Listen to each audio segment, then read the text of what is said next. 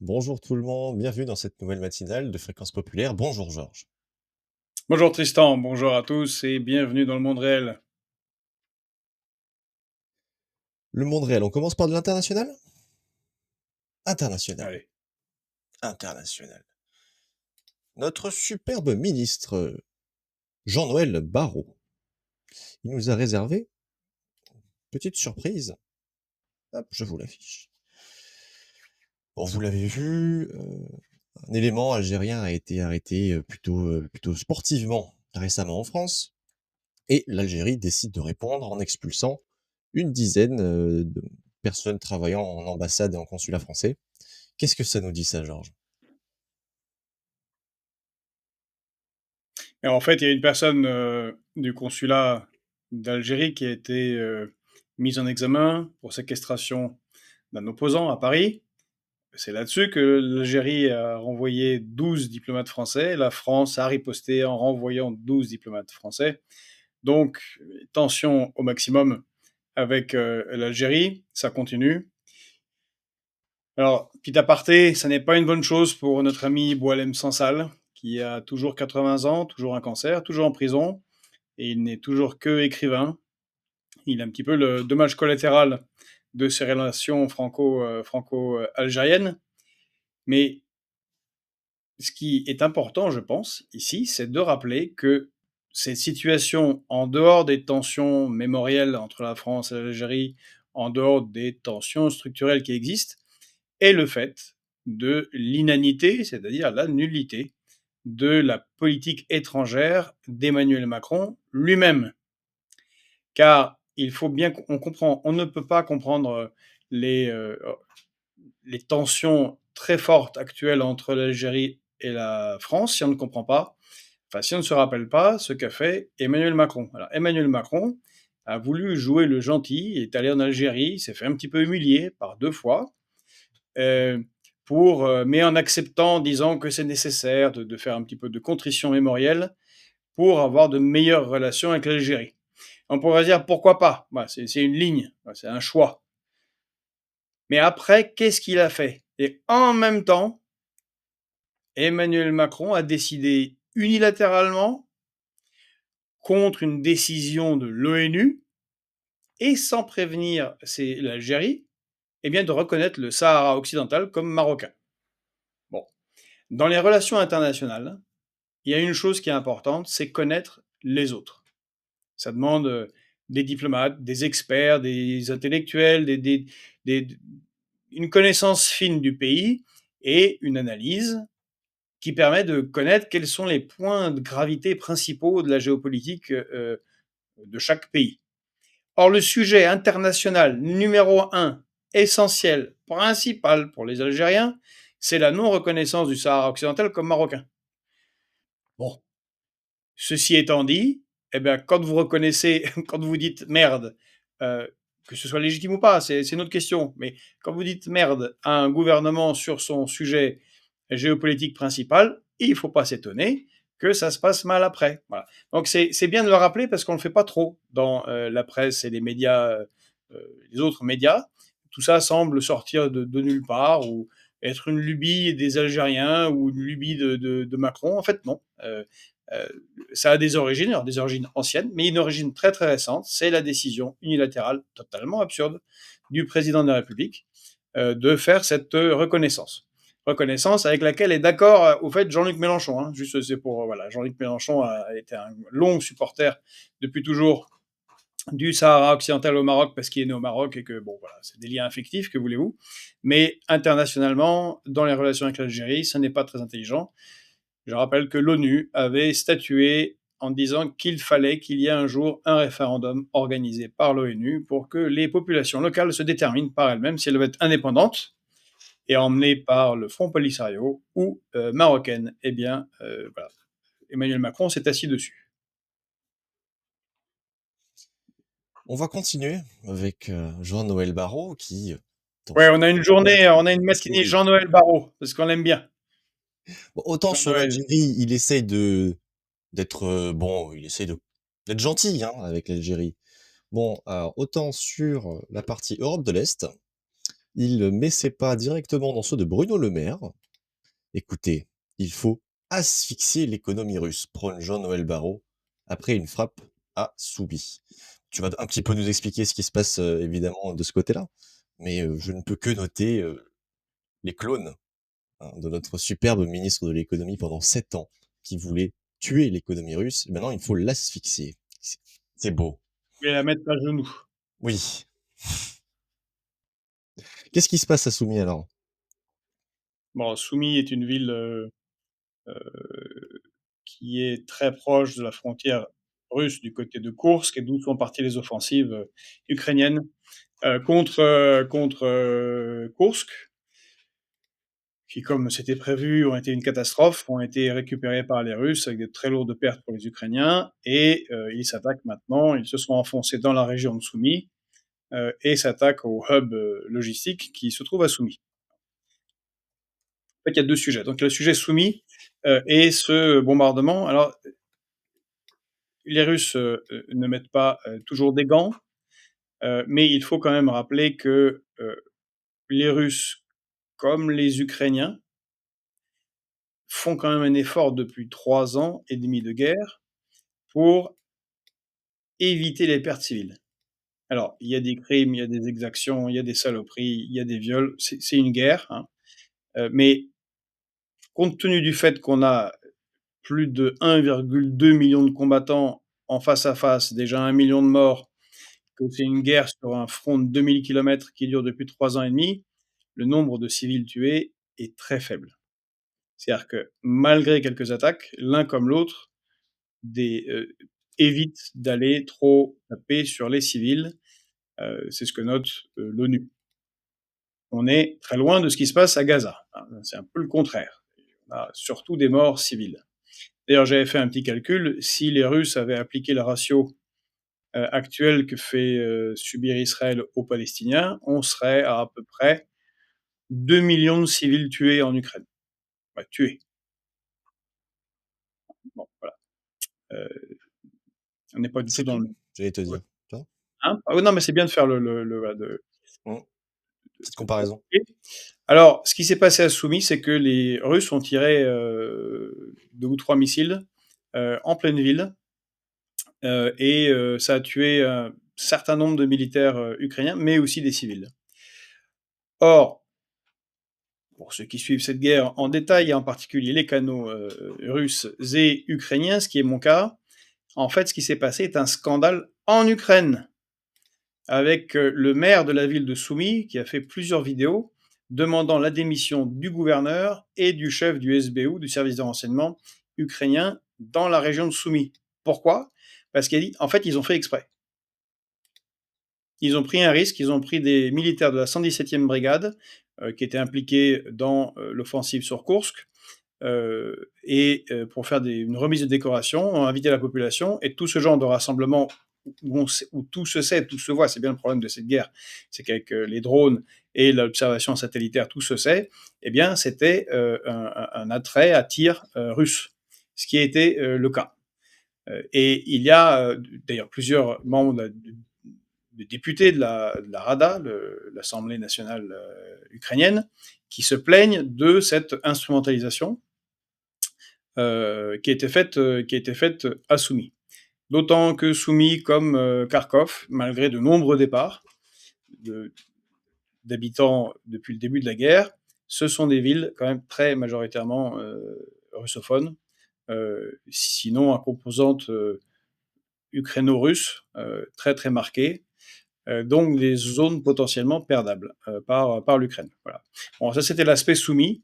Donc voilà, Jean-Noël Barrot ne fait pas dans la dentelle, hein, il est sur le narratif de Kiev. Bon, on peut dire pourquoi pas, vu que la France est en soutien maintenant direct à Kiev.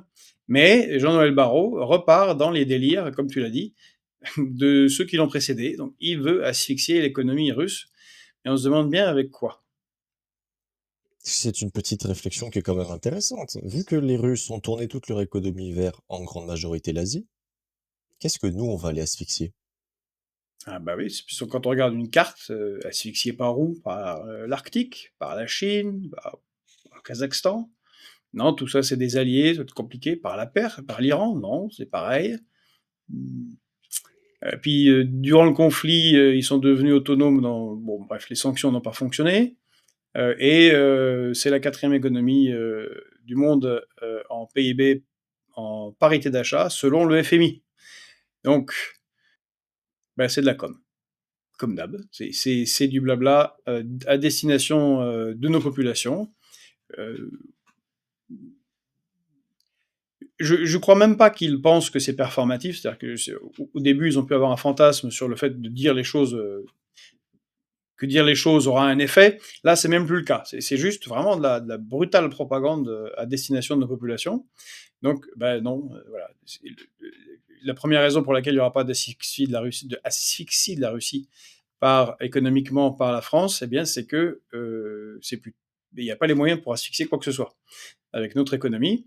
Et c'est plutôt l'inverse. Avec les effets boomerang des sanctions, c'est l'Europe qui est très largement asphyxiée, entre autres, en raison du coût de l'énergie, qui fait que eh bien, de plus en plus d'entreprises vont se délocaliser, puisque c'est l'objectif de Donald Trump, qui est en continuation de celui de Joe Biden, la délocalisation des entreprises européennes aux États-Unis, entre autres à cause du coût de l'énergie.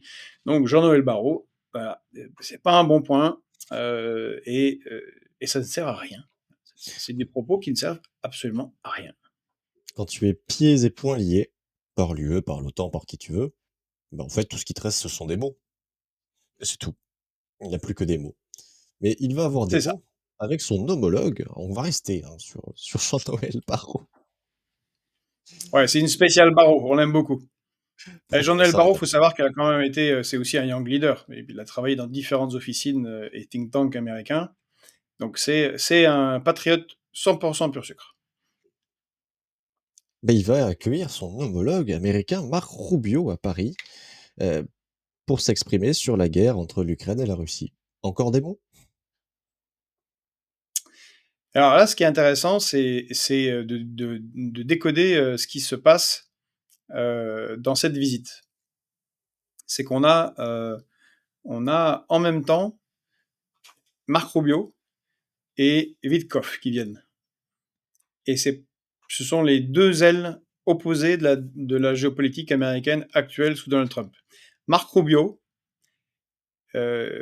avec Kellogg, qui est l'ancien général, enfin le général Kellogg, qui était le premier envoyé de Donald Trump sur la question ukrainienne, mais qu'il a plutôt utilisé comme un leurre, un decoy, disent les Anglais, les Américains, un leurre. Et en fait, c'était Witkoff qui faisait le travail. Et eh bien, il faut savoir que Marc Rubio, lui, c'est toujours comme Kellogg, c'est un euh, néoconservateur. Il est sur une ligne de continuation de ce qui se faisait avant. Alors que Witkoff, qui est très très proche, et il travaille main dans la main, ce sont les oreilles, les yeux et la bouche de Donald Trump, hein, littéralement, lui est dans une nouvelle logique de réorientation de la géopolitique américaine selon les souhaits de Donald Trump et du reste de son équipe. Et donc on a un affrontement. Ce qui est étonnant, c'est d'envoyer les deux en même temps pour discuter. D'autant que Emmanuel Macron leur a fait une petite surprise. On a appris ce matin que le numéro 2 des affaires étrangères ukrainiennes sera aussi à Paris pour être présent lors des discussions. Je suis pas sûr que ça enchante énormément les Américains, en particulier Witkoff.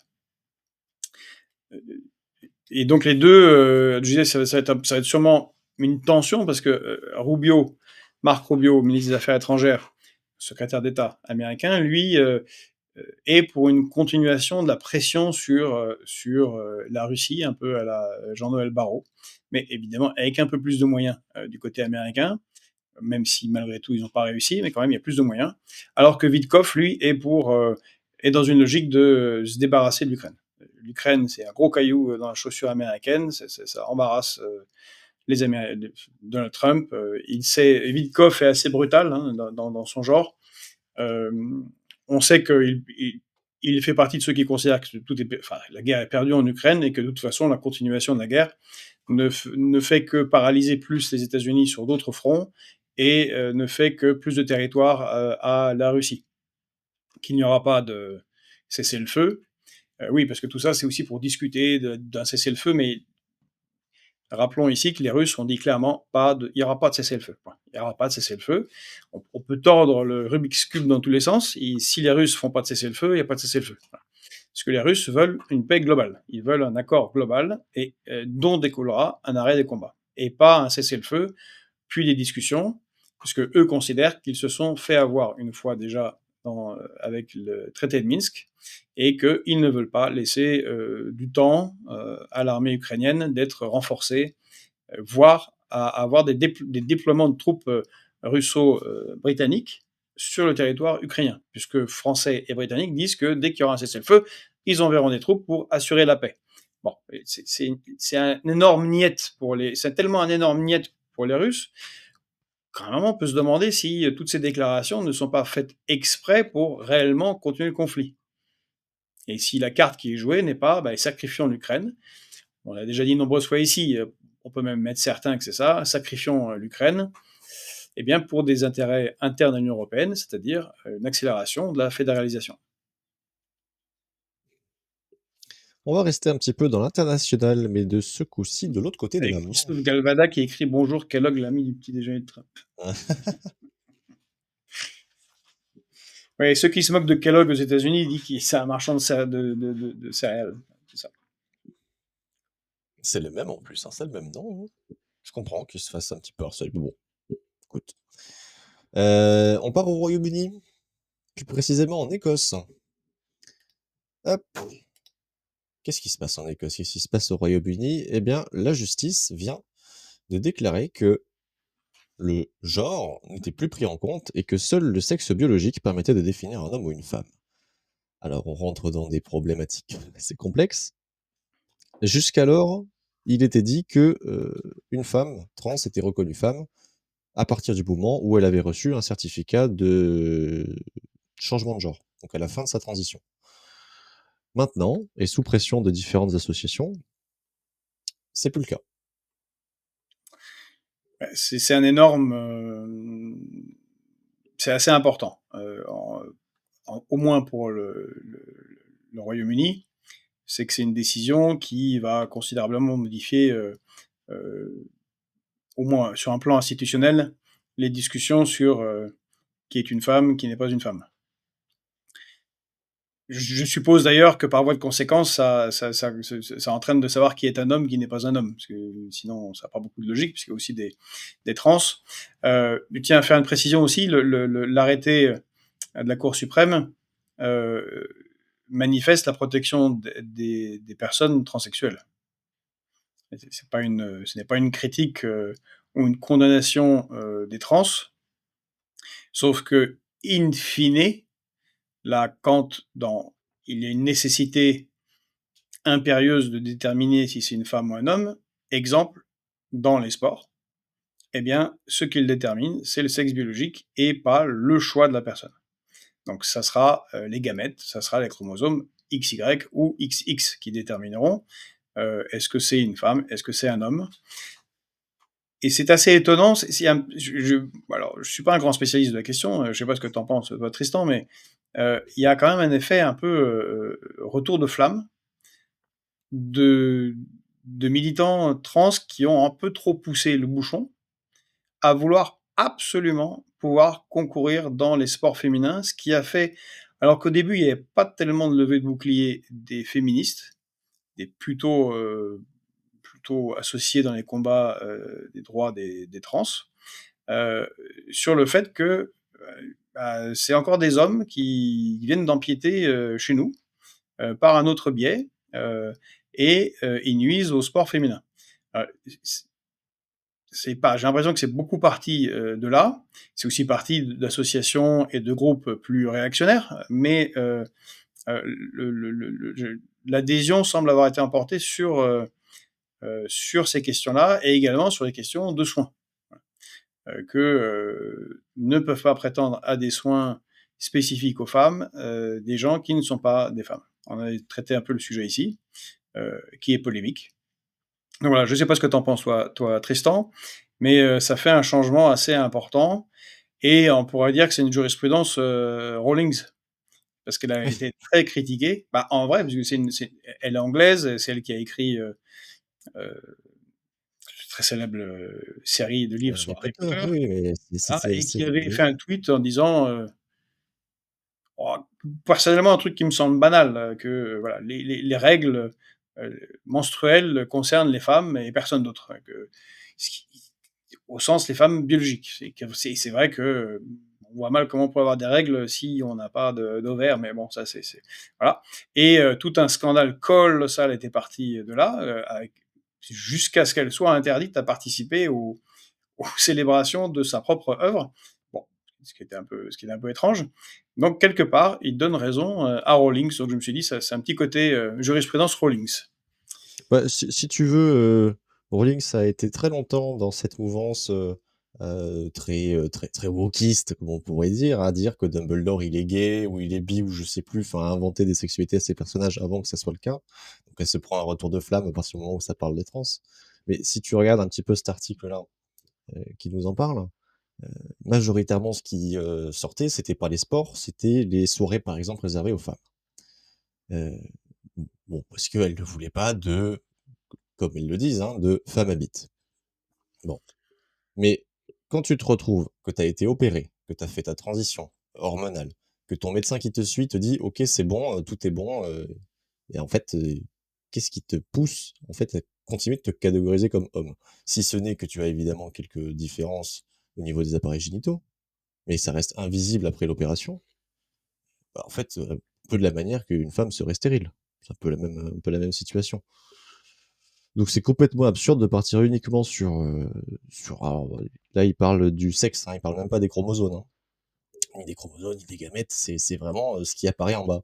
Donc ça veut dire qu'une femme qui a fait sa chirurgie, femme trans qui a fait sa chirurgie, c'est quoi, du coup? Si elle est opérée? Mais Voilà. c'est pour ça que je dis quand il parle de sexe biologique, C'est absurde. on peut pas en parler autrement C'est que si on parle de génétique. Sinon, ça n'a pas de sens. c'est en fait, bon, c'est un jugement qui a été rendu et qui va certainement être attaqué en justice très rapidement derrière. Parce que, bah, c'est un peu absurde, même si, il faut légiférer, hein, sur ce qui se passe, chez les personnes trans, évidemment, et en plus les accompagner aussi. Mais c'est pas en faisant n'importe quoi et en caressant les réactionnaires du coin, que tu vas y arriver. Surtout quand on voit les remontées réactionnaires, au Royaume-Uni. Je sais pas si tu as vu, il y avait des fêtes LGBT qui ont été annulées dans certaines villes parce que les majorités, religieuses, hein, ont dit: «Bah non, on n'en veut plus». Voilà. Ah bah, c'est sûr que le londonistan et LGBTQI+, ça marche pas. Il y a que les LGBTQI+, qui sont pour les voilà, dans l'autre sens, ça fonctionne pas. Ils sont pas du tout pour. Allez, si tu veux, En on même reste dans les temps, buts. tu peux pas hein, un ultra religieux, il est pas très, c'est pas très gay pride comme ambiance, quelle que soit la religion, faut pas non plus être trop surpris. Non, mais c'est bon, Je sais c'est qu'il le y avait des Royaume-Uni. gens qui fantasmaient sur, comment ça s'appelle ce truc? Le? La convergence des luttes? Ah! Ouais, ça quand ça les arrange. Oui, il y a pas de convergence des luttes là-dessus. C'est même 2 visions, philosophiques totalement opposées de l'existence. Ça n'a évidemment peut pas ça a pas de sens, en fait. Allez, on passe à la suite si tu veux et on va passer à une Quoique petite certains madame. trans pourraient faire une blague, exiger à pouvoir porter le hijab, ce serait drôle. Il y en a qui l'ont fait, hein, Ah ouais, au quand même, Royaume-Uni, évidemment. le n'importe quoi et OK, très bien, c'est magnifique. C'est le Royaume-Uni. Allez! J'ai juste un truc sur ce que tu as dit, je note quand même qu'il y a jamais d'homme, Ah si, en transition je parle, il y a jamais d il y a ça existe pas d'homme en tran pardon, l'homme de trans? femmes en transition de genre, pour devenir homme et qui vont dans, les sports masculins. J'ai Ah jamais si, entendu. si, mais simplement ça fait moins débat. Parce Oui, mais qu'ils sont ils considérés gagnent comme pas, moins forts, voilà, en fait, c'est ils gagnent pas. Voilà et puis, il y a visiblement aussi moins de problèmes quand ils vont dans les hammams. oui, après c'est sûr qu'évidemment J'ai bien entendu ton cas, quand tu as un ceux bassin qui est qui, plus grand. ont fait toute la transition et l'opération et tout ça. Mmh mh, mmh. et les problèmes se posaient de ceux qui, bon, il y a eu y compris des cas bizarres aux États-Unis d'internement dans des prisons pour femmes d'hommes qui étaient totalement hommes sur les questions. Mais si t'as pas un médecin qui te dit: «Oui, il y a une dysphorie de genre», bah, ça peut partir très vite en n'importe quoi. Oui, Heu, voilà. en fait, c'est sur ça qu'il faudrait se baser, c'est pas sur ce que tu as entre les jambes, c'est ce qu'il y a réellement dans ta tête, s'il y a un problème ou pas et s'il y a une dysphorie ou pas. Il y a des gens qui sont nés avec un pénis alors qu'ils ont des ovaires. Bon, ça s'appelle, les intersexes, il y en a plein. Bon, pourtant personne les fait chier. Non. Hop, allez, on va dans l'espace. Tu me suis? Allez, mais ça on va pas y rester très longtemps dans l'espace, je pense. Ça Non, va être rapide. 11 minutes. 11 minutes, de voyage dans l'espace pour 15 tonnes de CO2 par personne, c'est-à-dire Et 8 fois 11 minutes, plus. tout compris, hein, décollage, atterrissage. Vraiment, hop, elle est là, elle est plus là. Hop, elle est là, elle est plus là. C'est fini. Et Ah, c'est un voyage c'est 11 minutes qui c'est cher, hein, quand même. C'est pas offert, c'est pas trop classe moyenne. ah non, oui, je sais pas, j'ai pas vu le prix, ils l'ont pas mis, Si, mais c'est entre 50 000 et 300 000 dollars par voyageuse. oui, parce qu'elles sont parties entre femmes, Et alors ouais. pour des raisons différentes, hein, elle Est-ce est que partie c'était pour entre faire la femmes promo de son biologiques ou album. entre femmes qui se déclarent femmes? Ah ça, on n'en Je ne sait sais pas. rien et on n'a pas envie de le savoir. Voilà, c'était la petite anecdote, Mais du ça s'est jour. présenté comme un voyage, féministe. Oui. Et donc, on voit là, mais il y a eu quand même énormément de réactions très négatives. Alors, heu, comment elle s'appelle cette Jancovici qui a dû chanteuse? s'arracher les cheveux, hein. Hein? Katy Perry, quoi? Je te disais, Jancovici, il a dû s'arracher tous ses cheveux, là, en voyant ça. Oui, là, oui, est-ce que c'est bon, tu as dit 15 tonnes de CO2 par personne, alors on s'est beaucoup moqué de Katy Perry parce que, il dit que c'est un voyage féministe pour les femmes et tout, mais, alors désolé pour le terme, mais ça a fait beaucoup rire, elle sort d'un gland quand même, donc ce qui est la fusée, voilà. Surtout, elle est une des avocates, pour la protection, de l'environnement, de l'écologie et que, en faisant pour son petit voyage, cramer autant de CO2, bah, c'est pas très, très, cohérent avec ses engagements, soi-disant engagements, et que ça donne plus l'impression de gens très, très riches qui, eux, s'arrogent le droit de faire ce qu'ils veulent, alors qu'ils demandent que les que les gueux se contraignent. Donc, il y avait des calculs sur combien faudrait-il faire pipi sous la douche, parce qu'à une époque, elle avait suggéré de faire pipi sous la douche pour protéger de l'eau, pour compenser le voyage de Katy Perry dans l'espace. Ah, il y a des savants calculs sur les réseaux sociaux. Bon, voilà, c'est un peu la rigolade, mais quand même, ça, euh, que des multimillionnaires ou milliardaires se fassent plaisir, bon, c'est toujours été comme ça, mais qu'en plus, ils se considèrent Féminisme comme machine. extrêmement moraux et demandent aux autres de se contraindre, ah, c'est un peu pousser le bouchon. Je crois que là, c'était un peu trop. Non, mais c'est entre girls boss, dans l'espace pour 11 minutes, c'est t'inquiète. Voilà, ils sont prêts à tout, hein, pour vendre leur, parce que ça, c'était la navette de, Bezos, si je dis pas de bêtises. C'était Bezos, ouais, c'était Ouais. Bezos Airlines, voilà. C'était pas Virgin, c'était pas Musk, donc c'était Bezos, je sais plus où il est. Est-ce qu'il est dans le camp du bien ou plus dans le camp du bien, Bah, Bezos? tant qu'il a Amazon, il est pas dans le camp du bien, j'ai l'impression, hein. Ouais, ouais, c'est pas bien. Non, mais je parle du camp du bien par Ah mais il a rapport à pris des Trump. coups de pression de Trump pour Il arrêter, était pas il était les pas au mariage, pardon, au mariage, qu'est-ce que je raconte? Oh là là. À l'investiture? si, si, si, si, mais il avait pris une petite lettre qui disait qu'il fallait qu'il arrête de faire de l'homo-washing ou je sais plus, du pink-washing, à Amazon et il a arrêté évidemment tout de suite. Mmh.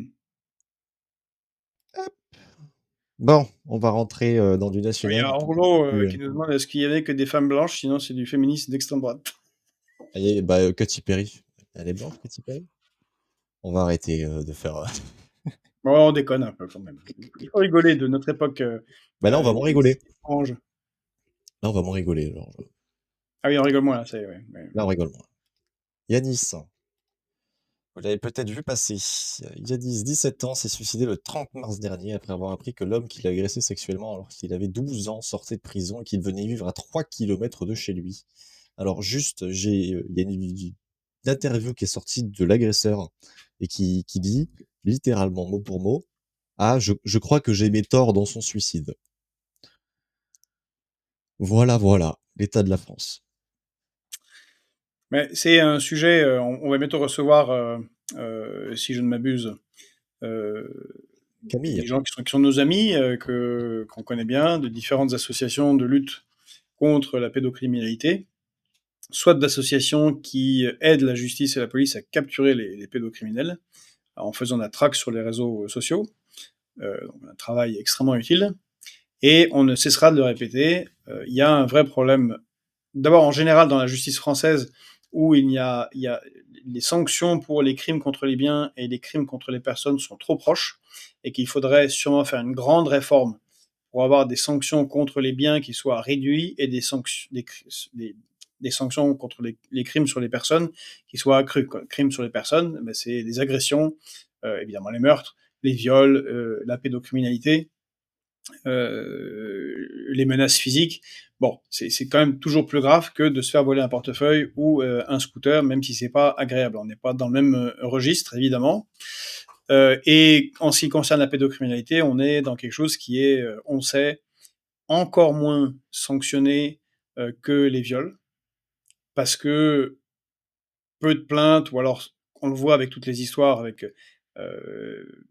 l'école Bétaram, avec l'abbé Pierre, avec ce qui peut se passer des fois dans l'éducation nationale. C'est toujours des années après. Les victimes ont vécu des vies de souffrance.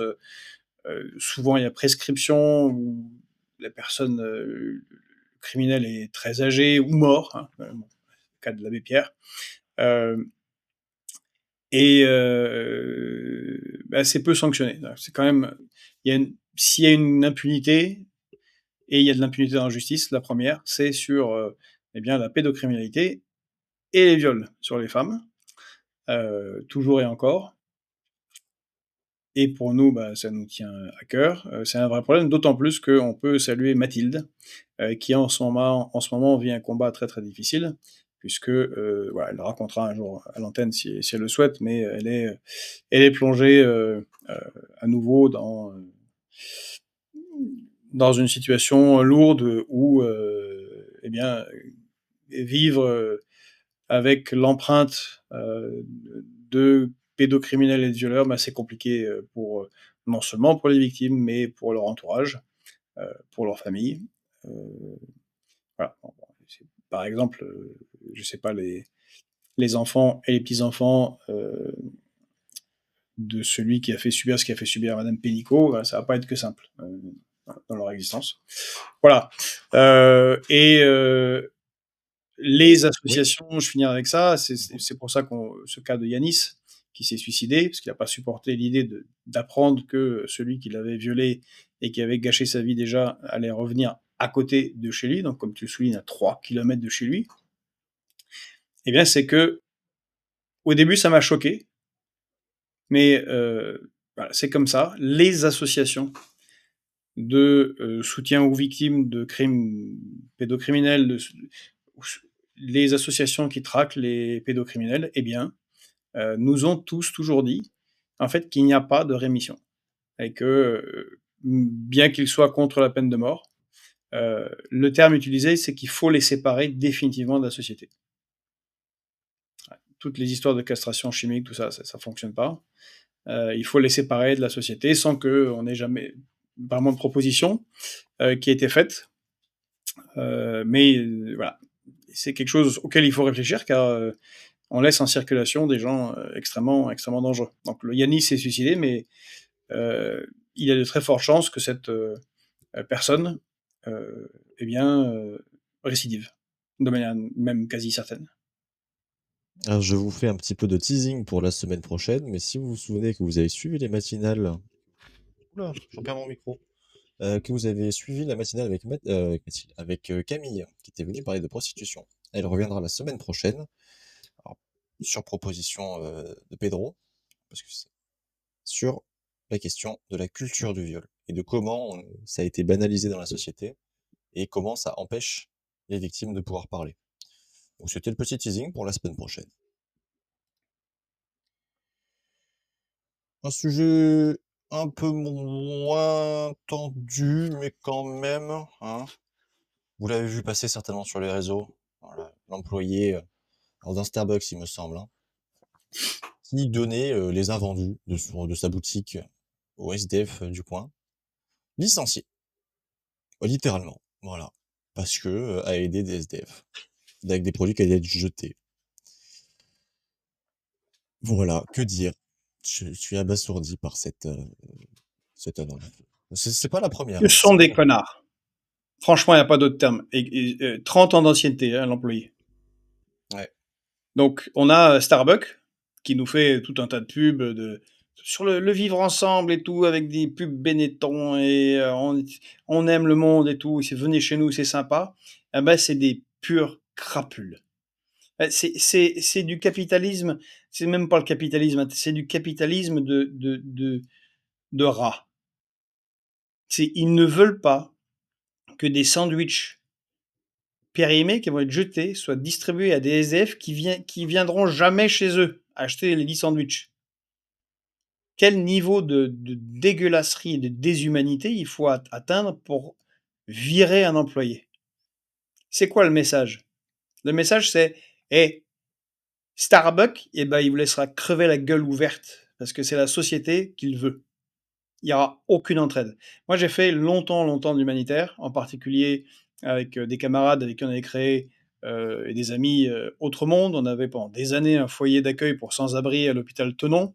On a inauguré avec Médecins du Monde les maraudes en 1995, les premières maraudes. Maintenant, tout le monde en fait tout le temps dans Paris. Et on avait des boulangers, même des gens du McDo qui nous filaient des trucs. Alors déjà, le McDo à l'époque, c'était compliqué, ou le Burger King, ou tous ces trucs-là. Pourquoi? Parce qu'il fallait pas trop que le manager le voie, parce que c'était interdit. Mais des fois, le manager le voyait, et bon, comme ils sont pas actionnaires à McDo, la plupart du temps, ils disaient bon, quand même, on va balancer, on va tout béner, autant c'est mangeable, autant que des gens puissent se nourrir. C'est un peu de solidarité. Eh ben, 30 ans après, c'est interdit. Moi, je suis absolument choqué. Et s'il y a des jeunes qui regardent et qui écoutent, eh ben, vous savez quoi? Faut boycotter ces connards. Faut aller dans un bon bistrot avec des gars sympas. Parce qu'il y a plein de gars dans les bistrots, ils sont pas dans des règles capitalistiques de multinationales à la con. Et eux, ce qu'ils font, eh ben, quand ils ont des sandwichs en trop, ils les filent, ou des œufs, ils les filent au SDF. Voilà. Faut aller dans les bistrots. C'est français, c'est meilleur, c'est plus sympa. Et on devrait faire comme les Italiens qui ont coulé Pizza Hut, c'est couler les Starbucks qui détruisent en plus nos bistrots. Mais là, maintenant, on sait que ce sont vraiment des crapules. Et je retiens mes mots. Pour avoir travaillé avec des sans-abri, c'est vraiment, mais c'était tellement petit, c'est insupportable. Insupportable. La mentalité qui est derrière ça, insupportable. Si tu veux un petit exemple de quand je travaillais et quand j'étais étudiant à McDo, à ton avis, on jetait combien de kilos de nourriture le soir avant de partir? Combien de kilos? Pas d'idée? Vas-y, dis. 15. 15 Pour, kilos. pour, quel, sur, pour combien de. On servait à peu près 2000 repas par jour, un peu plus, pour à peu près 15 000, 17 000 d'euros de chiffre d'affaires. Mais les Adrien managers, lui dit qu'en usine, c'est des palettes entières. Ouais. mais les managers à la fin, tellement on n'avait plus de place dans les poubelles, ils nous disaient, bah, prenez une panière à pain qu'on peut pas jeter, parce qu'il n'y a plus la place, on peut pas les mettre ailleurs. Absurde. Et donc, Maison nous a fait un analogie du rapitalisme. Qui a rapt, ouais, mais ouais, c'est horrible. C'est horrible. Prédation pure. Bah ouais, prédation pure. Vraiment, c'est insupportable. Bon, ça c'était ton petit tweet sur l'attaque des prisons. Est-ce que tu veux un peu plus développer? Est-ce que tu veux un peu résumer ce qui s'est passé dans différents coins de la France? Alors c'est un Bah, petit, c'est un petit... gros sujet, là. On est vraiment Ouais. dans un très gros sujet. Peut-être qu'on pourra demander son avis à Jessie tout à l'heure, qui va venir, qui est très au fait de ces questions. Vous l'avez vu, 9 prisons attaquées, maintenant une 10e. L'École nationale de l'administration pénitentiaire, et avec la particularité qu'il y a eu des tirs sur la prison de Toulon et des véhicules brûlés d'agents de la pénitentiaire.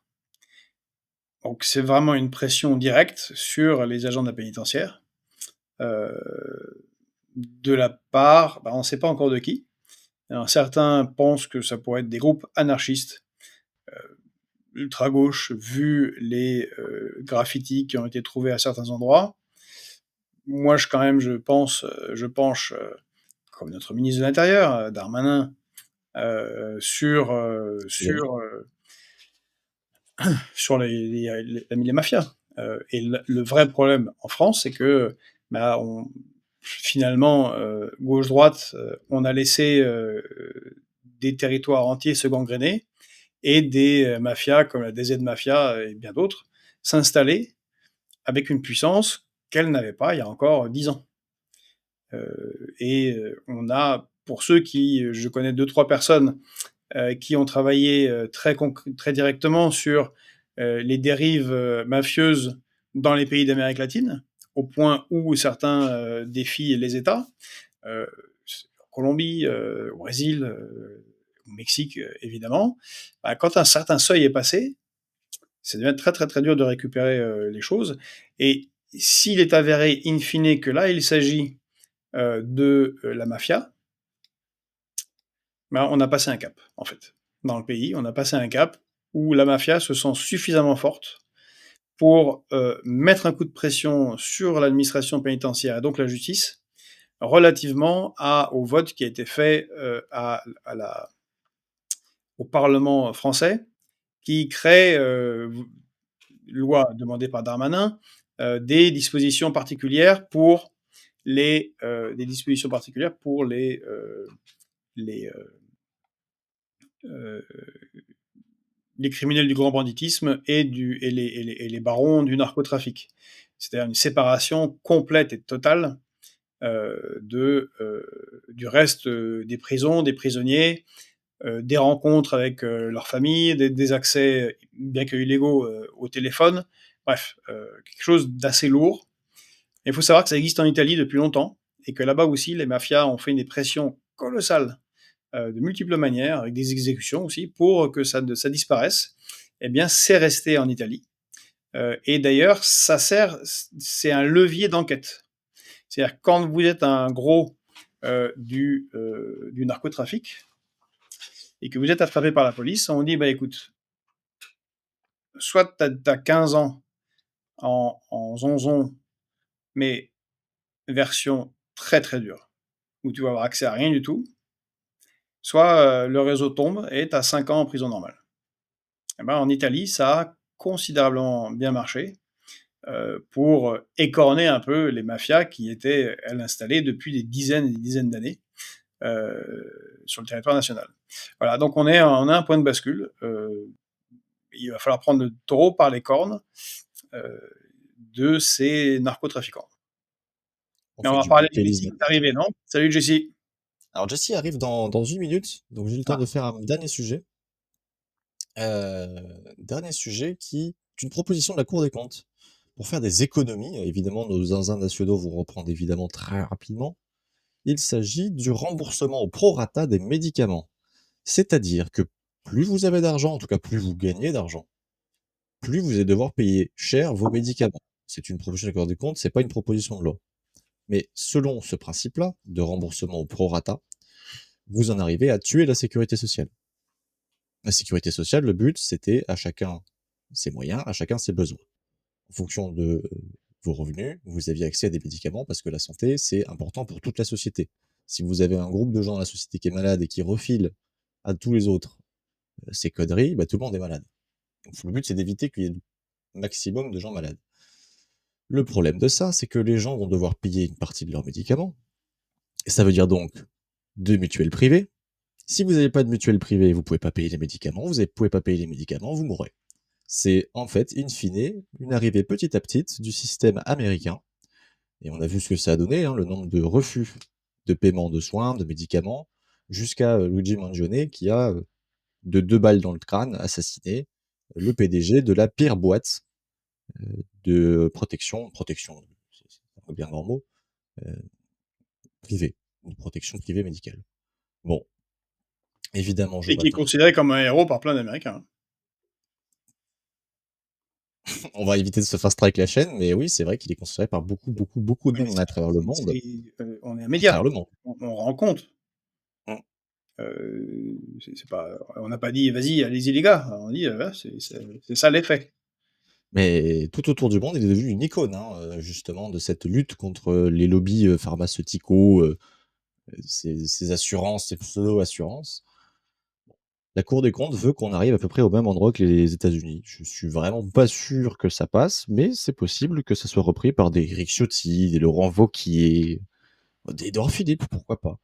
Qui se gargariseraient de simplifier la vie et de réduire les coûts. En réalité, ils vont juste détruire le système qui nous protège.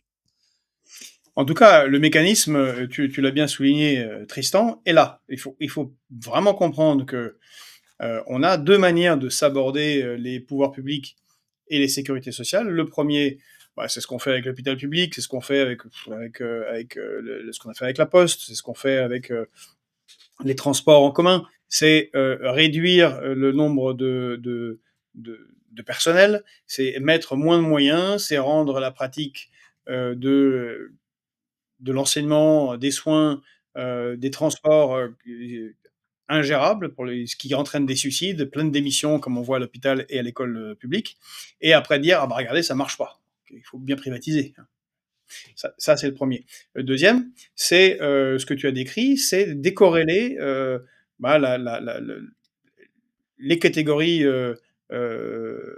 socioprofessionnelles, les classes sociales pour dire le terme, entre elles et qu'elles ne fassent plus unité nation, république universelle.